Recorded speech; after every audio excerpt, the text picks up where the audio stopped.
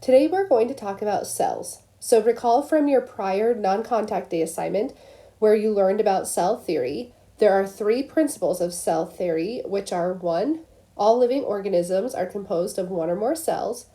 2, cells are the basic unit of structure and organization of all living organisms. And 3, cells arise only from previously existing cells. So with that being said, we can define cells as the basic unit of all living organisms. So when we talk about cells, we can divide them into two broad categories. So our two broad categories are prokaryotic cells and eukaryotic cells. So prokaryotic cells, there are extremely simple cells that you can see right here. Mainly bacteria are going to be made from a prokaryotic cell. And then our second type of cell is called a eukaryotic cell. These are our more complex cells. And these are about 1 to 100 times larger than a prokaryotic cell. So when we look at all the cells that exist that make up all living organisms, we'll start to learn how cells are going to differ in shape, sizes, and function. However, one thing that they all have in common is something called a plasma membrane. So the plasma membrane is just a boundary that's going to separate the outside of the cell from the inside of the cell, and it's going to help control what can either get into the cell or what can exit the cell. So we will talk about the plasma membrane in depth later on in this chapter. So today we're mainly just going to talk about what makes a eukaryotic cell different from a prokaryotic cell. So first we're going to talk about eukaryotic cells. So for eukaryotic cells, most organisms are going to be made up of these types of cells, and we call those organisms eukaryotes. Okay. So for example, you as a human, you are made up of eukaryotic cells, so you would be called a eukaryote. Okay. And so most organisms, they're made up of eukaryotic cells. In most organisms that you're going to think of, they're going to be complex and they're going to be multicellular. Okay.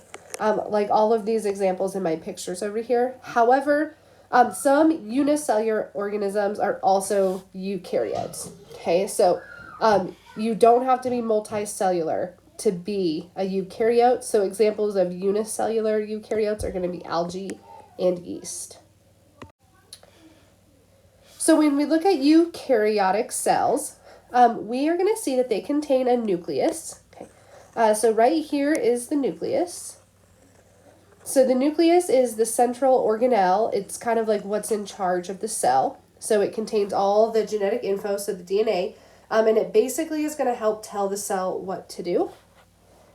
And then in addition to the nucleus, if you look at this example, the cell contains all these other little features that are called organelles.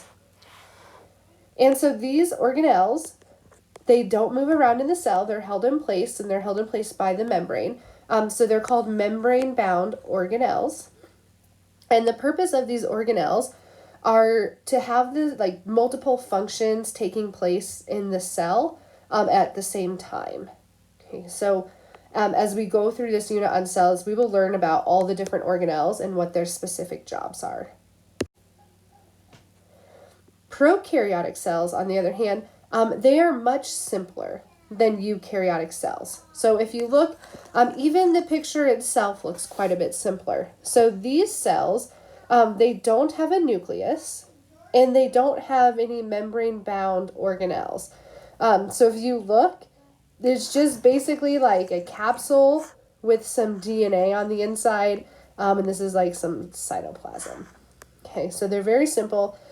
Most of our unicellular organisms are going to be made up of prokaryotic cells, and the best example of something with a prokaryotic cell is bacteria. So the last thing I want to talk about today is the origin of cell diversity. So why are there two types of cells? Have there always been two types of cells? Which one came first? So the answer to that is prokaryotic cells came first, Okay, they're much simpler. And eukaryotes probably evolved from prokaryotes millions of years ago. And so the leading theory that explains how eukaryotic cells have evolved is something called the endosymbiont theory. So like a symbiotic relationship is when two things are going to benefit from each other. So we think millions of years ago, one prokaryotic cell engulfed another prokaryotic cell. And it didn't like digest it. The cell just lived inside the bigger cell. And they both benefited from that. And then maybe it engulfed another prokaryotic cell. And so together they were stronger and they survived more. So if you are watching this video at home, go ahead and pause this video and you can like copy this link if you can. If not, you might have to type it in since you're watching this video. But pause the video and go watch this YouTube video on endosymbiont theory. Now that we know that eukaryotic cells have evolved from prokaryotic cells, we can see that the evolution of eukaryotic cells has led to the diversity of life. And so recall back a few slides ago when we were looking at the eukaryotic cell. It's composed of a lot of different organelles, and those organelles each have specific functions. And so having that ability has led to cells that specialize in different functions. So for example, we have cells that just make up our muscles. So those really specialize in like our muscular tissue. Whereas we also have different cells that are in our nervous system. So by having these different organelles, we get different cells, and that has allowed us, allowed evolution to take place, and it can help explain why we have such diverse organisms on our planet.